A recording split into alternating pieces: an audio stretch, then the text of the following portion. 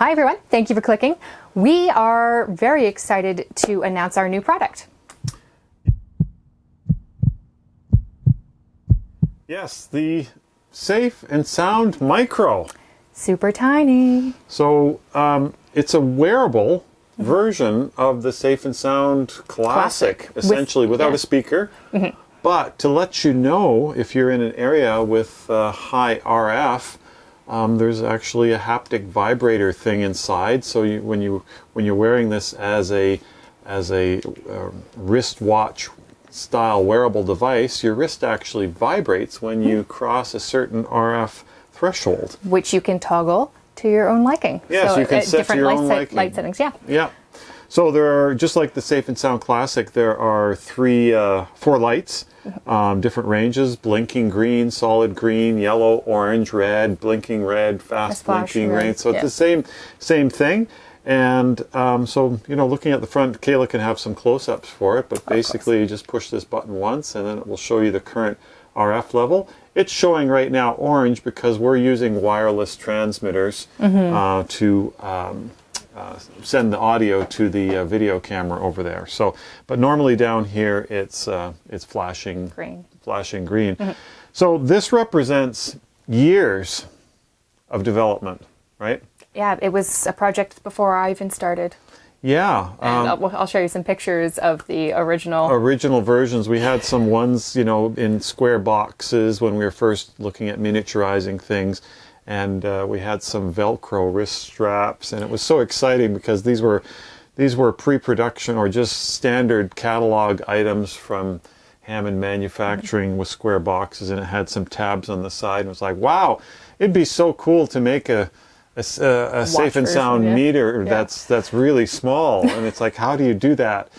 And it's not easy. The reason it took so long is to miniaturize everything and then to also get usable and impressive RF. And comfortable, actually wearable. Oh, aside from that, I'm talking technical, just to get the RF sensitivity and frequency response and everything to be and to determine appropriate testing method to compensate for the body shadow effect and so much. Right. So we're going to do a bunch of videos for this because it's such a cool device. Well, yeah, there's so many applications for it, and during our testing process, it's sort of like, well, how do we simulate someone's arm, someone's wrist, and the shadowing? So obviously there's not going to be RF pickup from behind in this area, so the pickup area is in front. But if you're sitting here like this, how do we compensate for body shadowing? And so we've built in some extra gain.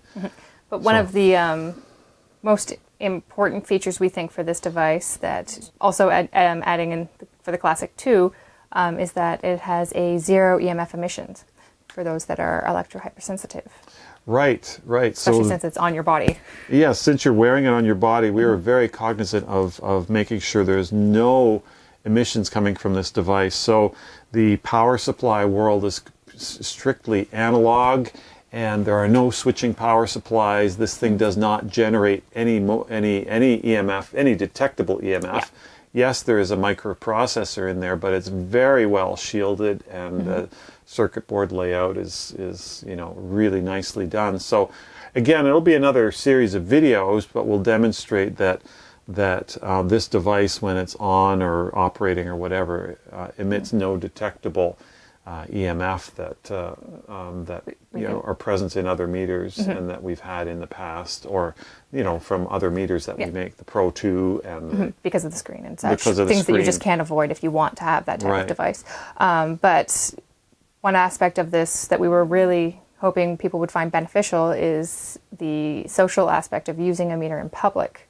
Oh yeah, see that sucks. I mean, being an electrosensitive person, you want to go into a public space or whatever, and it's not like, it's sort of, do you want to not sit right underneath a Wi-Fi router when you're sitting at a restaurant or a coffee shop or something like that? Well, right now, if I've got mine set to the solid red threshold, so that basically my wrist is going to vibrate all the time in public.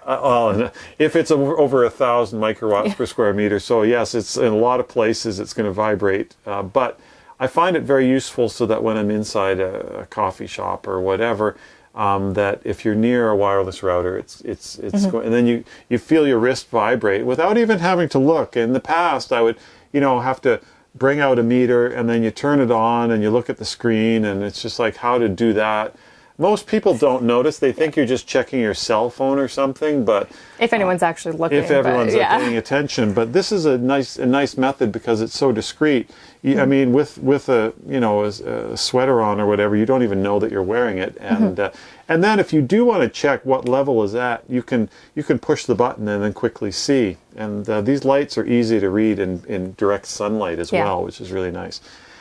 So it's way better than carrying one of these around. Again, for convenience and this is not designed for measurement. This isn't to tell you. This is a detector. This is a detector. This is to give you an indication of, hey, what zone are you in? And if your wrist isn't vibrating and if you got it set for a very low threshold, you're good. And then if you push the button in, it's green or flashing green, then it's good.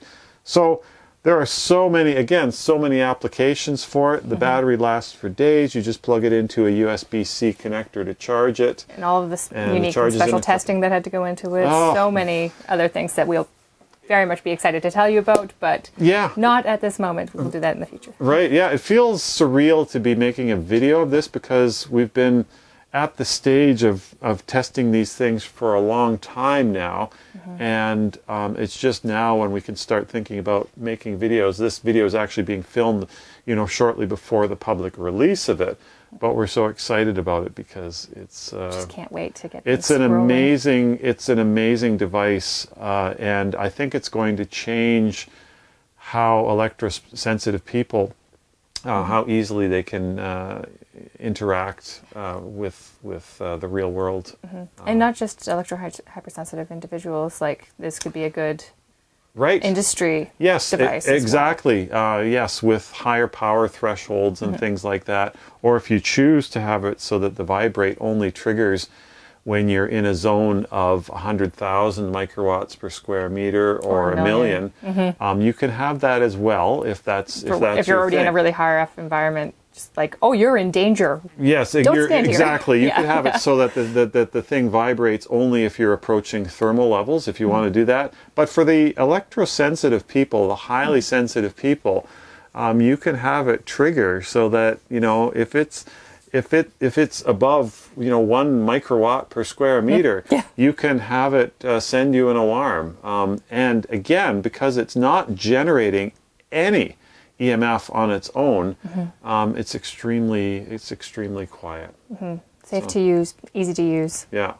So kind of fun to use. And again, I mean, the face of it is nondescript. You see this, again, Kayla will show pictures of it, but it's very, very exciting. I'm not someone to wear a wristwatch. I stopped wearing that a long time ago, and but right now, pretty much, if I'm stepping outside of the house and into unknown areas, I'll have it available that it's on. And obviously, some people have to set it to different thresholds depending on their environment. But this place, for example, is just nice pretty and much quiet. green and everywhere, right? And you'd be surprised as to where it goes off. You don't have to. You get an early detection system that you wouldn't necessarily be aware of. Like, I was pumping gas yesterday, and I was like, "What?" Yep.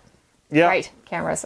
Exactly. It's funny. You'd think in this funniest place is like, where is this triggered? So even we'll do a video. There's one we're walking around the neighborhood, and actually, if you've got the vibrate threshold set to 100 or even 1,000 microwatts per square meter in some cases, like the orange or the red, you're walking around the neighborhood and the houses that have got some serious Wi-Fi routers or something going on, and it's amazing how consistent it is with which houses and things like that. So again, it sure is more discreet than walking around the neighborhood carrying one of these, and less official though if you don't get a clipboard, Right, less official. But what I really like is that, to me, for a long time when I was exposed to high levels of microwave radiation, it was a physical effect for me. It resulted in pain a few hours later, and this is so nice to have a device that just sort of like, okay, you know what? this is beyond the certain threshold.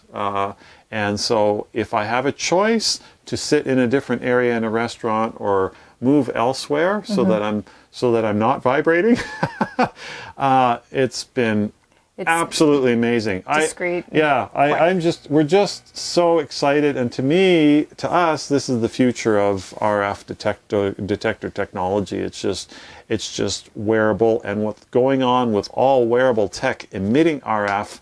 Let's have some wearable tech that actually detects RF. So, so excited. So thank you for sticking with us. Hope you enjoyed that. We're excited to show you all the aspects of this product. If you want to see it in a particular way, please leave a comment, let us know, and take care.